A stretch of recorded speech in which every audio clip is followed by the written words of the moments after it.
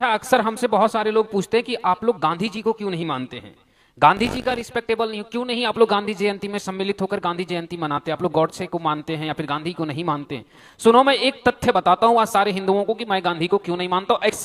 Exact date के साथ मैं बताऊंगा, प्रमाण के साथ, इस इतिहास को कितना हिंदुओं से छुपाया गया। बस एक घटना मैं आपको बताता हूं। आप भी अगर गांधी को मानने वाले हैं, अगर आप हिंदू हैं, तो आपको स्वयं से नफरत हो जाएगी गांधी से। बस आप इतिहास को सुनिए।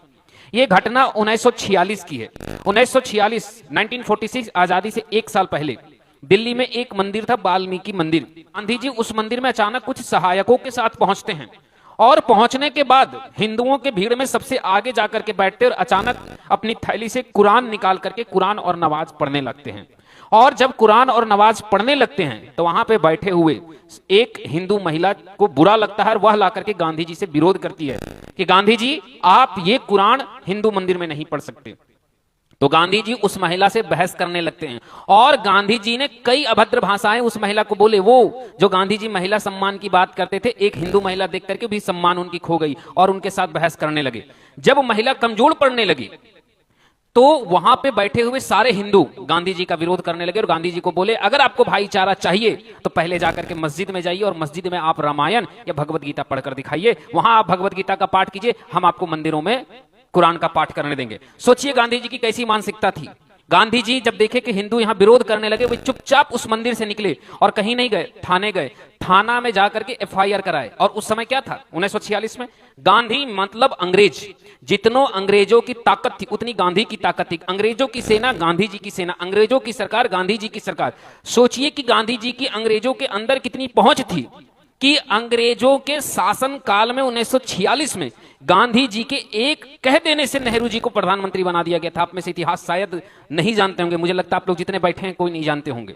मैं बता दे रहा हूं, नेहरू जी 1946 में भारत का पहला प्रधानमंत्री बना था। और कौन बनाए थे? गांधी जी के कहने से अंग्रेज बनाया था। तो सोचिए, गांधी जी दैट्स मीन्स अंग्रेज, and English judiciary is that's means Gandhi ji. Gandhi ji से ही इंग्लिश जुडिशरी, किस देश के क्रांतिकारी को फांसी मिलना चाहिए, ये तक डिसीजन गांधी जी के साथ होता था। आप जाकर के पढ़िएगा, भगत सिंह की फांसी से एक महीने पहले जब ये डिसीजन हुआ था तो एक अंग्रेज ने लिखा कि मुझे लगता था कि गांधी जी इसका विरोध करेंगे, लेकिन दुर्भाग्यता मैं इस चीज को समझा कि खुद देशवासी ही भारत के समर्थक में नहीं है जो भारत के लिए लड़ रहे हैं। उसके बाद पुलिस के साथ जब एफआईआर करवाया गया तो वहां पे अंग्रेजों की उस जमाने की पुलिस फोर्स आई और हिंदुओं को दौड़ा दौड़ा कर लाठी मारा गया था वाल्मीकि मंदिर के अंदर। और मारने के बाद जो हिंदू भाग पाए सो भाग गए, और जो ना भाग पाए उसमें से 107 हिंदुओं को गांधी जी के द्वारा पुलिसों ने गिरफ्तार किया और थाने में ले जाकर के उन्हें मारा गया। उनकी कई संपत्तियों को जब्त किया गया, उन पर कई गंभीर धाराएं लगाई गई। और साथ ही साथ दुर्भाग्यता ये बात है कि वे लोग 1947 के आजादी के बाद भी जेल में पड़े रहे, क्योंकि गांधी जी का इच्छा नहीं था उन्हें छोड़ा जाए। और सबसे बड़ी बात है कि उन 107 हिंदुओं के घर परिवार और सब कुछ पेपर में डाल करके गांधी जी ने सार्वजनिक करवा दिया था कि इसे कट्टरपंथी भी देख ले। उसके बाद देश में सारे हिंदू जब इस बात को जान गए तो गांधी जी का विरोध में कितने हिंदू उतरने लगे। तब गांधी जी ने एक नया नारा दिया, हे राम, मैं राम भक्त हूं। आप जाकर के पढ़िए, जहां पे मंदिर टूटा गांधी जी साथ दिए। पाकिस्तान में सरेआम हिंदू संतों का अब्दुल और रहीम कई जगहों पे हत्या किया गया। गांधी जी ने खड़ा होकर के सबके सामने कहा कि ये गारंटी है कि मैं इसका साथ देता हूं, इसको राइट है इसकी हत्या करने का।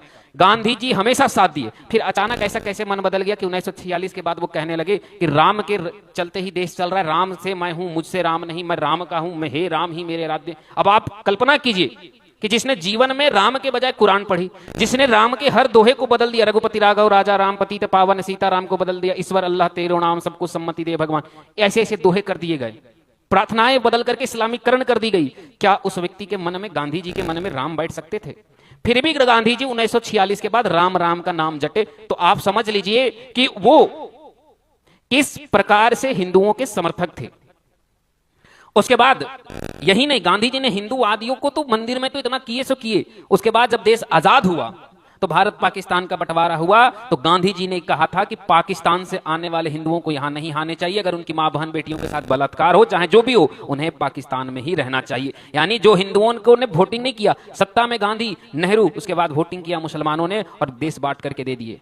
सोच करके देखिए कि हैदराबाद और पश्चिम बंगाल दो जगह पर दंगा हुआ। पश्चिम बंगाल में दंगा मुसलमानों ने शुरू किया, हैदराबाद में दंगा मुसलमान शुरू किए। महीने भर हिंदू कटते रहे, लेकिन गांधी जी उठ करके ना हैदराबाद पहुंचे ना बंगाल पहुंचे। लगभग आपको यह भी इतिहास गलत बताया जाता है, गोपाल पाठा उठकर लड़, 1 महीने तक जब हिंदू का नरसंहार हुआ तब गोपाल पाठा थक गए और जान गए कि गांधी जी अब नहीं आने वाले, कोई देश में हिंदुओं को बचाने वाला नहीं है। तब गोपाल पाठा युद्ध के लिए तैयार हुआ और जैसे ही उन्होंने कुछ दिन मात्र मुसलमानों का प्रतिकार किए, गांधी जी सीधे हैदराबाद छोड़ करके बंगाल पहुंचे और बंगाल में गोपाल पाठा को हथियार धरने के लिए विवश करने लगे। सोच कर देखिए, 10,000 हिंदू महिलाओं का बलात्कार 1947 में आजादी के बाद हैदराबाद में हुआ।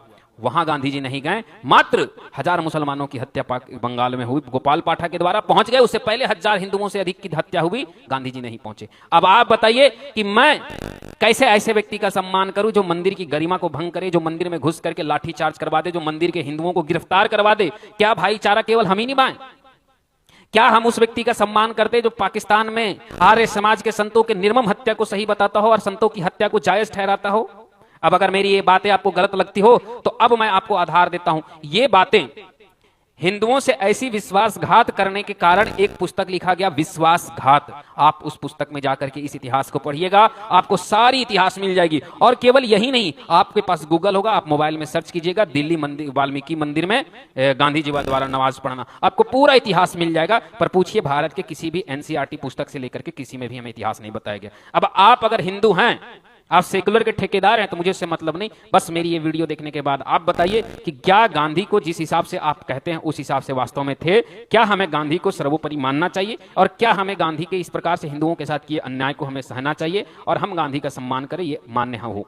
और दूसरी बात, संविधान में जब ओवैसी कहता है कि हम भारत माता की जय, वंदे मातरम नहीं बोलेंगे, संविधान इसके लिए हमें बाध्य नहीं कर सकता, तो हम भी गांधी को राष्ट्रपिता नहीं माने या माने और गांधी जी की जयंती मनाए या नहीं मनाए, इसके लिए हमें संविधान या सुप्रीम कोर्ट बाध्य नहीं कर सकता। या मेरी मर्जी है, हम 2 अक्टूबर को शास्त्री जी की जयंती मनाते हैं और मनाएंगे और हमेशा मनाएंगे। हम इस दिन, इस बार दशहरा में रावण जलाएं और हो सकता है अगली बार 2 अक्टूबर को फिर रावण जलाएं और हो सकता है हम हर साल जलाएं। ये हमारी स्वेच्छा है, हमारी इच्छा है। आप या कोई भी इस पर प्रतिरोध नहीं कर सकते हैं, आपका प्रतिकार करने का भी अधिकार नहीं है। और अगर आप हमसे बहस करना चाहते हैं तो आप सीधा बहस कीजिए, इस प्रकार से आप हिंदुओं को टारगेट मत कीजिए। मैंने तथ्य के साथ बात की है। जय श्रीमन नारायण, राधे श्याम। यह वीडियो हर हिंदू, जिस हिंदू के पास पहुंच रहा है, इसे 10 हिंदू तक शेयर कीजिए, अपने भाई बहन ग्रुप में शेयर कीजिए। ऐसे ऐसे क्वेश्चन यूपीएससी में भी कल को आ गया तो आपके लिए काम देगा। और ये वीडियो इतने हिंदुओं तक पहुंचाइए कि जिन हिंदुओं को सेक्युलरिज्म का यहाँ चश्मा बांध करके आज गांधी को राष्ट्रपिता मानते हैं, उन्हें भी यह पता चले कि कितने बड़े राष्ट्रपिता थे।